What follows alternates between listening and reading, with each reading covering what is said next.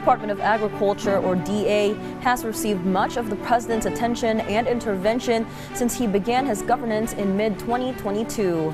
And it is the president's priority the country hit self-sufficiency in rice production and a measure of food security by the time he steps down from power. Our Clazel Pardilla enumerates the measures this administration has taken, from farm machinery distribution, cold storage deployment, tariff reduction on rice imports, to climate-smart mapping in this report. Sa abot ng aming makakaya, gagawin ng pamahalaan ang lahat upang matiyak na ang kinakailangan suporta at tulong ay agad na may paparating sa bawat apektadong pamilya, magsasaka at mangingisda.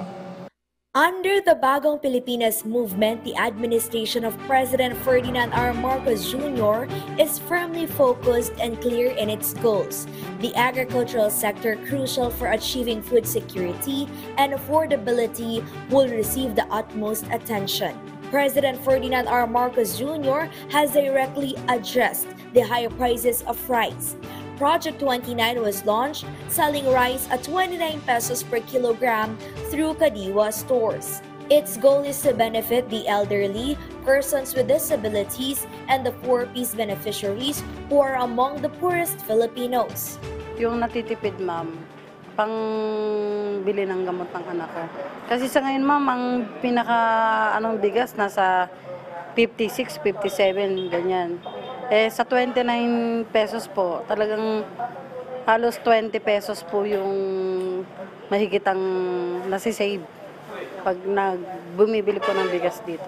Nasa 3 pirasong gamot mo kasi 23 pesos po ang isa. President Ferdinand R. Marcos Jr. also signed Executive Order No. 62 to curb the rising prices of food commodities and ensure adequate supply of food and other agricultural products amid global market challenges. From 35%, the tariff on imported rice was slashed and set at 15%. Similarly, tariffs were lowered for imported pork, corn, and other food products. The Department of Agriculture anticipates these measures will reduce food prices, particularly for rice, by July or August. Unang pagtaya ng PSA, bababa yan by 6 to 7 pesos. So malaking epekto nun sa inflation. In 2023, the Philippines achieved a record high rice production of 20 million metric tons. The agency plans to surpass or sustain the figure by implementing measures to mitigate the adverse impacts of El Niño and La Niña. Over 11,000 hectares of rice farms benefited from small-scale irrigation projects.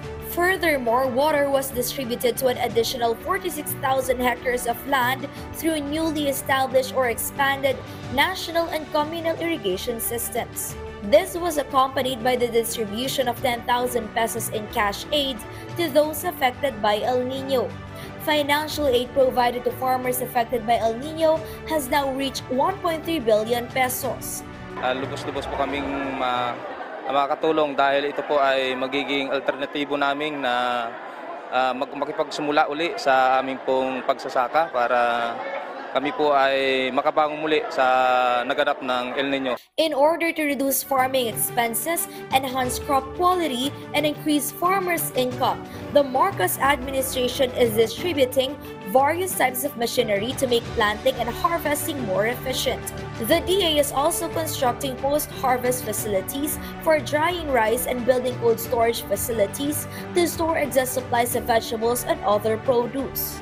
Ang gagawin ngayon ng DA na kukunin ng pinakamagagandang teknolohiya. Lalo ngayon, technologies become so important, the new technologies have become so important because of climate change. Ang daming nagbabago, ang daming kailangan baguhin, kailangan pag-aralan so that we can make sure that we have a stable source of supply and that supply is affordable to ordinary Filipinos. The administration seeks to expedite the transport of produce from rural areas to cities. Hundreds of kilometers of farm-to-market roads have been constructed and are being utilized.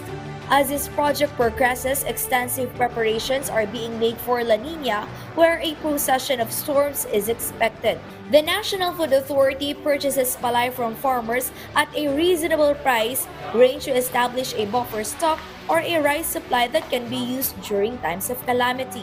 Bumibili tayo ng 30 peso palay. Ito ang tuwa mga farmers, definitely. And ang current buffer stocks natin is at about 140,000 tons, which was not achieved in the last 5 years. So ito na yung pinakamaraming buffer stock of rice. The Department of Agriculture is now conducting a climate smart mapping.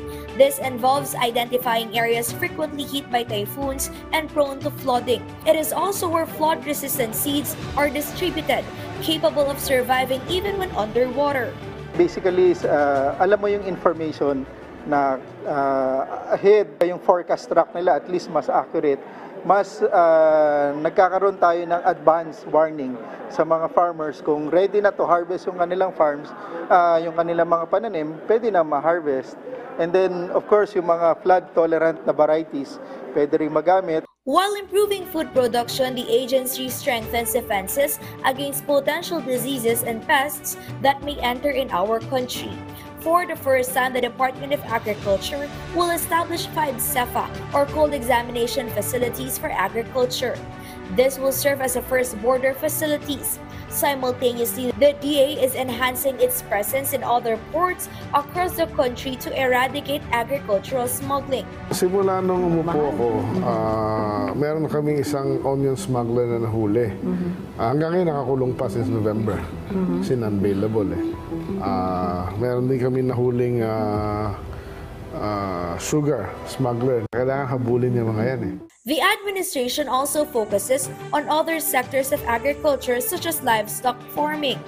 The DA's target to vaccinate hogs to prevent the spread of African swine fever.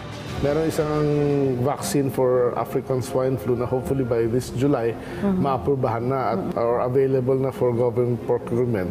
We can inoculate na yung mga, say, buong isla na Mindoro para ma-eradicate na yan dun sa isla na yan. And hopefully, lahat ng province maubos na yan at makabalik na sa dating lakas ang ating swine industry. With these initiatives, President Ferdinand R. Marcos Jr. underscores his dedication to enhancing food security and uplifting Filipino farmers and fisherfolk while prioritizing affordable food and eradicating hunger across the nation. Sa atin naman mga magsasaka at mangingisda, kayo ang buhay ng lalawigan na ito, ang ating buong bansa. Ang inyong kasipagan at katatagan ang nagbibigay ng inspirasyon sa aming lahat. Nandito kami upang tulungan kayong umunlad na sa binubuo nating isang bagong Pilipinas. Sama-sama natin pagsikapan